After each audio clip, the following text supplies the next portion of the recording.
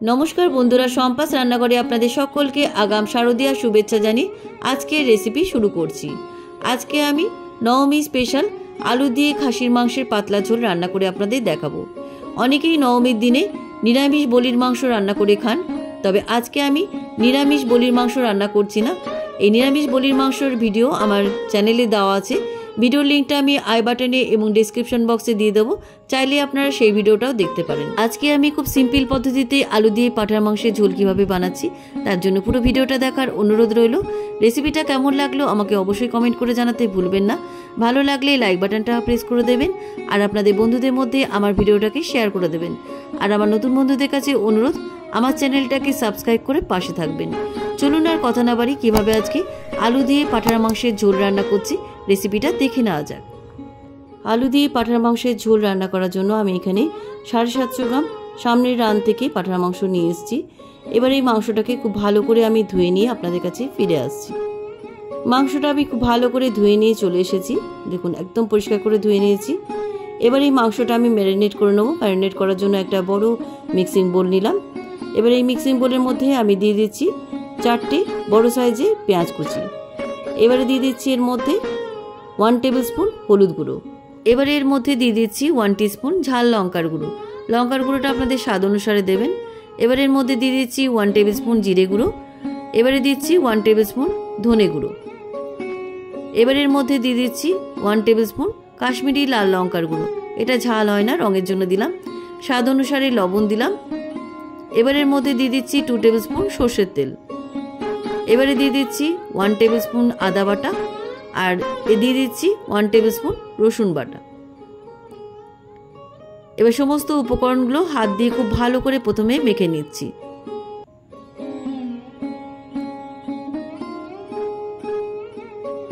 পেঁয়াজ আদা রসুন বাটার মধ্যে মশলাগুলো আমার খুব ভালো করে মাখানো হয়ে গেছে। এবার এই মশলার মধ্যে আগে থেকে ভালো করে ধুয়ে রাখা পাঠার মাংসগুলো দিয়ে দিলাম। পাঠার মাংসগুলো মশলার মধ্যে খুব ভালো করে মাখিয়ে নিচ্ছি।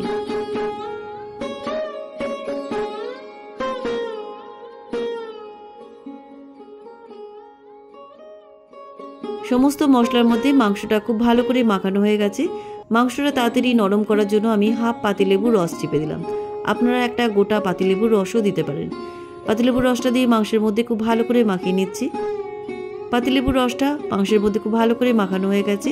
এবার একটা ক্লিং র্যাপ দিয়ে খুব ভালো করে মাংসটাকে কভার করে নিচ্ছি। আপনারা একটা ঢাকনা চাপা দিয়েও রেখে দিতে পারেন।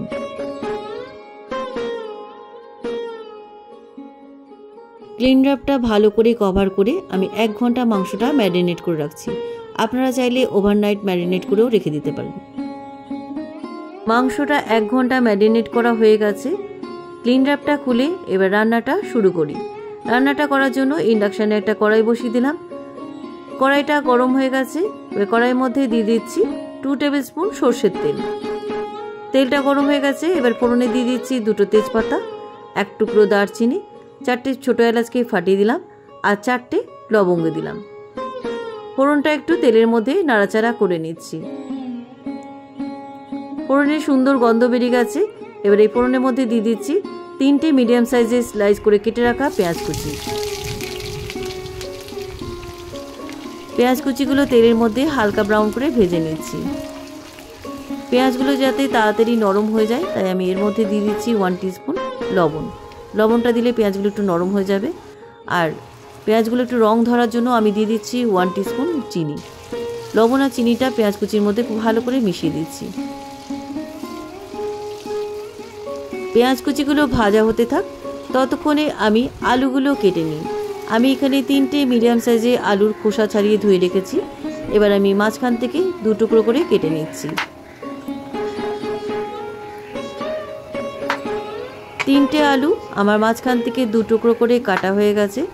এবার এই কাটা আলুগুলো আমি পেঁয়াজ কুচির মধ্যে একটু ভেজে নিচ্ছি।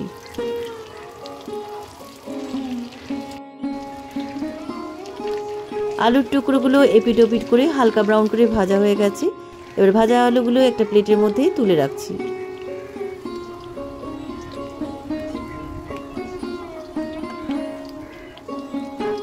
সবকটা ভাজা আলু আমার প্লেটের মধ্যে তোলা হয়ে গেছে। এদিকে পেঁয়াজগুলো আমার হালকা ব্রাউন করে ভাজা হয়ে গেছে। এবার এই পেঁয়াজ ভাজার মধ্যে দিয়ে দিলাম একটা বড় সাইজের টমেটো বাটা। আর দিয়ে দিলাম 1 টেবিল স্পুন আদা রসুন বাটা। এবার টমেটো আর আদা রসুন বাটা পেঁয়াজের মধ্যে কিছুক্ষণ ভেজে নিচ্ছি। পেঁয়াজের মধ্যে টমেটো আদা রসুন বাটাটা কিছুক্ষণ ভাজা ভাজা হয়ে আসার পর আমি এর মধ্যে দিয়ে দিচ্ছি 1 টিস্পুন কাশ্মীরি লাল লঙ্কার গুঁড়ো আর দিয়ে দিচ্ছি হাফ টিস্পুন হলুদ গুঁড়ো। ম্যারিনেট করার সময় মাংসে আমি সমস্ত মশলা দিয়ে রেখেছি, তাই আমি আলাদা করে আর মশলা দিলাম না। মশলাটা কিছুক্ষণ কষিয়ে নেওয়ার পর আমি এর মধ্যে দিয়ে দিচ্ছি আগে থেকে ম্যারিনেট করে রাখা পাঁঠার মাংস। পাঁঠার মাংসটা খুব ভালোভাবে মশলার মধ্যে মিশিয়ে দিচ্ছি। পাঁঠার মাংসের মধ্যে সামান্য একটু চর্বি ছিল, সেই চর্বিগুলো মাংসের মধ্যে আমি দিয়ে দিয়েছি। সামান্য একটু চর্বিযুক্ত মাংস থাকলে মাংসের স্বাদের গুণ অনেকটাই বেড়ে যায় আর রান্নার তেলটাও একটু কমই লাগে।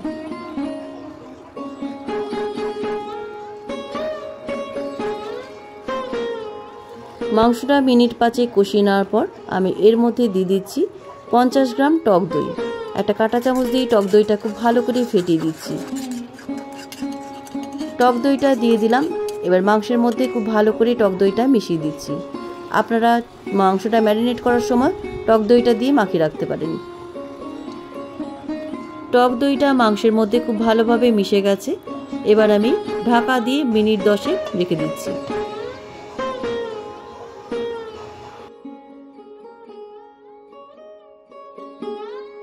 10 মিনিট পরে ঢাকনা খুলে নিলাম। দেখুন টক দই দেওয়ার ফলে মাংসের থেকে কত জল বেরিয়েছে। এই জলে কিন্তু মাংসটা অনেকটাই সেদ্ধ হয়ে যাবে।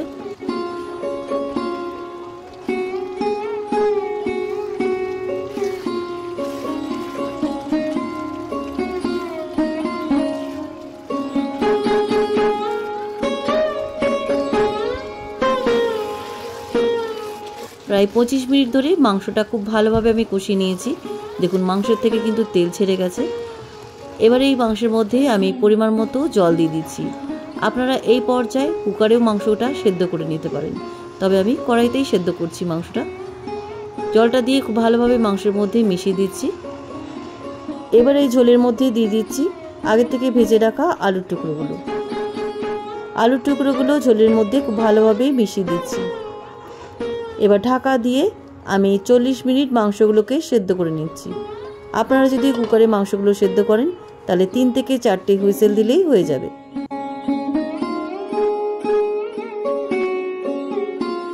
প্রায় 40 মিনিট পরে ঢাকনাটা খুলে নিলাম। দেখি আলু আর মাংসগুলো সেদ্ধ হয়েছে কিনা। এবার এই ঝোলের মধ্যে দিয়ে দিচ্ছি কয়েকটা চেরা কাঁচা লঙ্কা। শেষে কাঁচা লঙ্কার ফ্লেভারটা দিলে বেশ ভালো লাগে। কাঁচা লঙ্কাগুলো মাংসের ঝোলের মধ্যে খুব ভালোভাবে মিশিয়ে দিচ্ছি। আলু আর মাংসগুলো কিন্তু একদম সুসেদ্ধ হয়ে গেছে।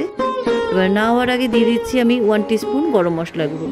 গরম মশলা গুঁড়ো খাসির মাংসের মধ্যে ভালোভাবে মিশে যাওয়ার পর আমি ইন্ডাকশানে সুইচ অফ করে গরম ভাতের সাথে গরম গরম আলু দিয়ে খাসির মাংসের পাতলা ঝোল আমি পরিবেশন করছি। কেমন লাগলো আজকের নবমী স্পেশাল আলু দিয়ে খাসির মাংসের পাতলা ঝোল রেসিপি? আপনারাও বাড়িতে এভাবে একবার বানিয়ে খেয়ে দেখুন, খেতে কিন্তু অসাধারণ হয়। রেসিপিটা কেমন লাগলো আমাকে কমেন্ট বক্সে অবশ্যই জানাবেন। ভালো লাগলে লাইক বাটনটাও প্রেস করে দেবেন আর আপনাদের বন্ধুদের মধ্যে আমার ভিডিওটাকে শেয়ার করে দেবেন। আর আমার নতুন বন্ধুদের কাছে অনুরোধ, আমার চ্যানেলটাকে সাবস্ক্রাইব করে পাশে থাকবেন। আর আমার চ্যানেলে নতুন নতুন রেসিপি দেখার জন্য পাশে থাকা ছোট্ট বেল আইকনটাও প্রেস করে দেবেন। আজ তাহলে চলি, আবার একটা নতুন দিনে নতুন রেসিপি নিয়ে আপনাদের কাছে চলে আসব। সবাই ভালো থাকবেন, সুস্থ থাকবেন। ধন্যবাদ।